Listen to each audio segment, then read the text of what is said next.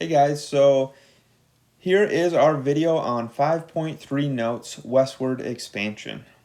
The purpose of me going through these notes every week is to just give you guys like a basic understanding of the historical events we're going to talk about for this week. So it's not really meant to go like super in depth. I would highly encourage you guys to research some of these topics more, and I'll probably post some videos that have some more details and things you can learn about them. But we want to give you a basic understanding of these events so that throughout the week, some of the activities and assignments that we'll do will actually go into more detail into these events. So the purpose is just to give you a basic understanding. Okay, so 5.3 notes is called westward expansion. So we're talking about how the country expands and goes west. And some of the things we're not going to hit on as much, because you talked about them last year. Mormon pioneers you talked about a lot last year. You probably talked about things like the Oregon Trail a little bit. So we won't focus a ton on those things, but some of the other things that were happening around this time. Okay, so let's start off with this. So think about this, guys. For thousands of years, okay, throughout world history, just think about the whole earth, okay, humans lived close to where they grew food. All right, so they lived right by where they grew their food, and they ate their food, okay, subsistence farming. They grew food for themselves and for their families. For thousands of years, the life expectancy never rose above about 35. Okay, think about that. For thousands of years, that's what the life expectancy was. People did not live a really long time. For thousands of years, humans never developed a way to travel faster than horseback. So really, for a long, long time, that was the fastest way they could travel, was a horse. Okay, for thousands of years, most humans farmed for food. So we kind of talked about that, but they farmed for their families so that they could have food. Okay, so what changed all this within about 50 years? For thousands of years, people were doing things the same way. They were growing food, right? They were not able to travel very fast or to go very far. What changed all this within like 50 years? Well, the answer to the question is the Industrial Revolution. The Industrial Revolution was a period of time where we had great advancements in technologies. Okay? There's new inventions that begin to make it easier and quicker to produce goods such as textiles and cloth. Okay? There's new methods to producing goods. The Industrial Revolution begins in Britain in about the mid-1700s, and it makes its way to the U.S. right around about 1800. Okay, so it totally changes the way people work because of these new inventions and these new methods. People move away from farming a little bit, not completely. Obviously, farming is still big. But a lot of people move away from farming to work in the mills and in the factories during the Industrial Revolution. So obviously one of the things that changed people's lifestyle and the way people lived so drastically was new inventions. Some of the bigger ones, and you guys are going to go into more detail on an assignment later this week, but some of the main things that happened or that were invented was the cotton gin, 1793. It makes it easier to remove seeds from picked cotton. If you guys have seen like a piece of cotton, if we were in school, I would show you guys this, but there's little seeds in them. And before the cotton gin, people had to remove those by hand, and it took a really long time. Typically, slaves were the ones that did this. And so the cotton gin made it easier to do this and a lot quicker so they could produce more cotton. Railroads, steamboat, telegraph, They all revolutionized transportation and communication. I'll go into those in a second. Other inventions made many tasks and jobs quicker and easier. Okay, so this is the telegraph. So the telegraph is a way that they could communicate. Before this, they used letters delivered on horseback typically. It took a long time. The telegraph is basically like the earliest form of like texting, okay? Because they could send messages on the telegraph using Morse code.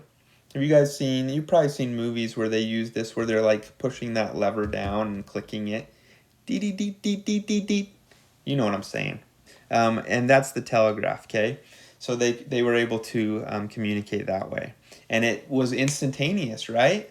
Like they just had to interpret what they had sent using Morse code, and they were able to get a message like that. Whereas before, it was like weeks or months. And so this is it completely changes the game and was a huge invention. Right. So the cotton gin, we talked about it a little bit. This, excuse me, this is the cotton gin, or this is one example of a cotton gin. So basically the cotton would move through there and it would pick out the seeds, okay, much quicker to get out the seeds, which increased the production of cotton. I mean, you might think like, oh, well that's good because then they didn't need as many slaves.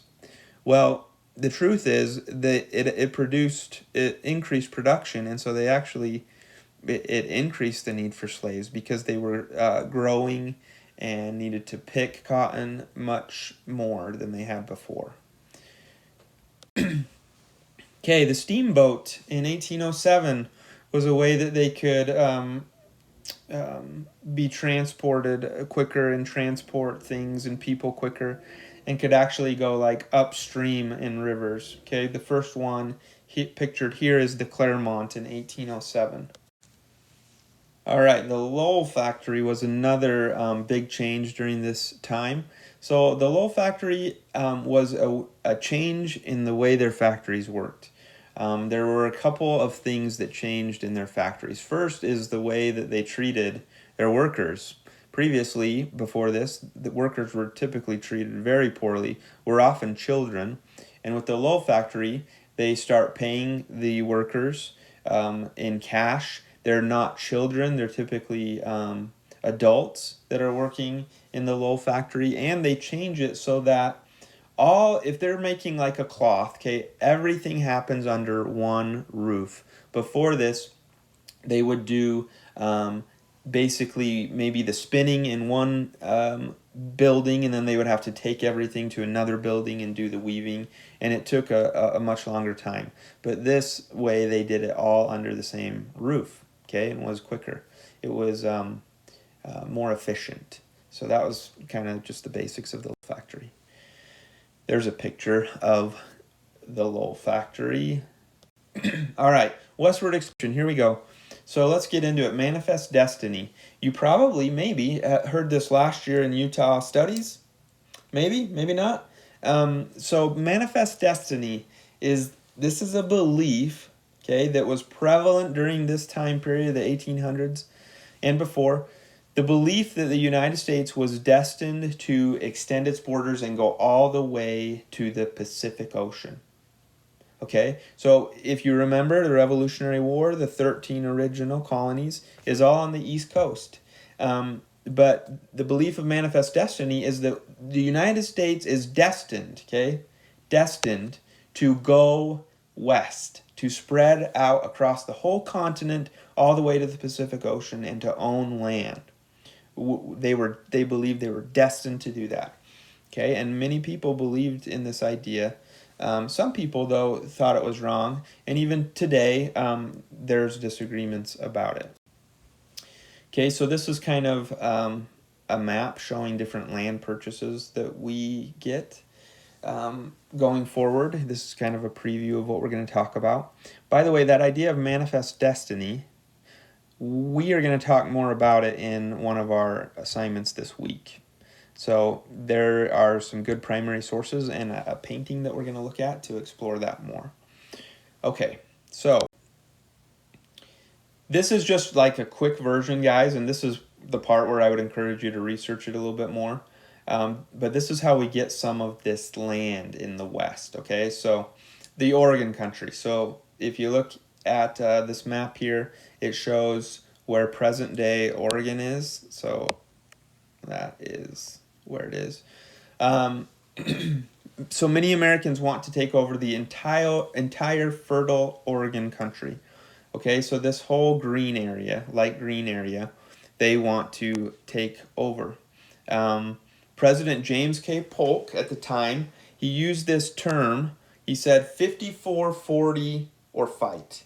So what he meant by that is the border line, okay, should be at the 54 40 latitude and longitude line.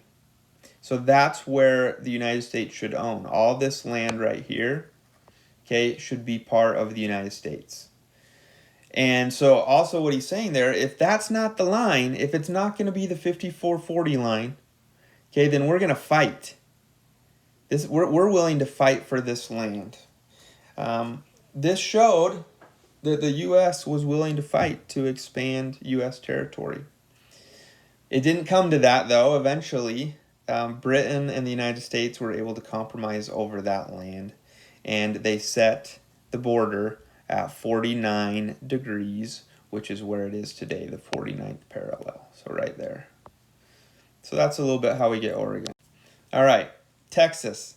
So 1821, Mexico wins independence from Spain. Want families to settle in what's now Texas. This guy named Stephen F. Austin, he brings many American families to settle there. However, while they're there, there's quite a few disagreements and problems.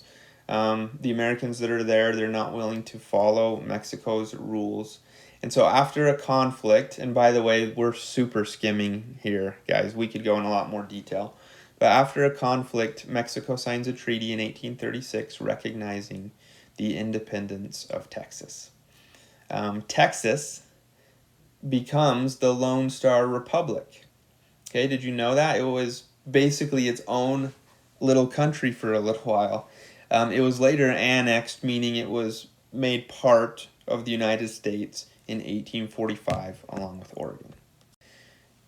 Okay, so the Mexican-American War was another huge event that we could spend weeks on.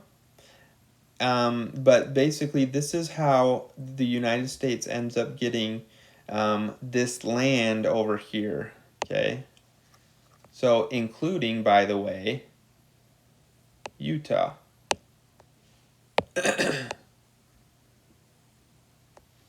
So, this is how we get all this land. In fact, when the Mormon pioneers go into Utah, that land is actually part of Mexico during that time period. Okay, so the Mexican-American War, there's a disagreement about the Texas-Mexico border. So if you look here, this green area, okay, over here, this is disputed territory. President James K. Polk sends U.S. troops to this disputed area. Mexico, they see this as an invasion because, we got troops in here. And Mexico sees this and thinks, hey, they're on our territory. So they see it as an invasion.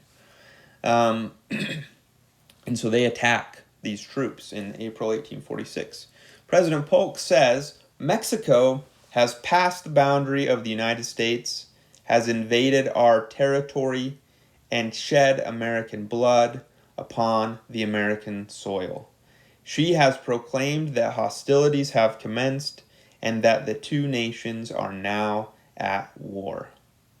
Okay, so again, President Polk, he is willing to fight for more land. He believes that the Mexicans have entered into our territory and not the other way around.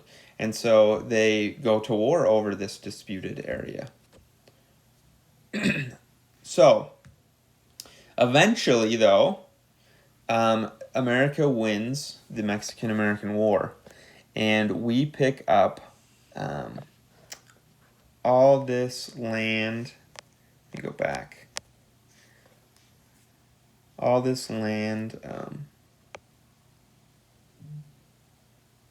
right? Like basically over here. This all becomes part of the new United States, and again, including Utah.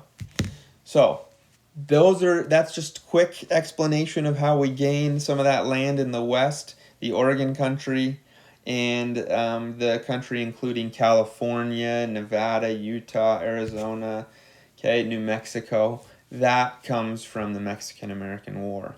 But basically, when this happens, the people that believed in manifest destiny, they feel that they have succeeded.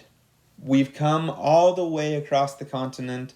We have land now from sea to shining sea, from the Atlantic Ocean to the Pacific Ocean, and that fulfills manifest destiny in their minds. So there's the basics of how America expands. We're going to go into more depth and detail throughout the assignments this week.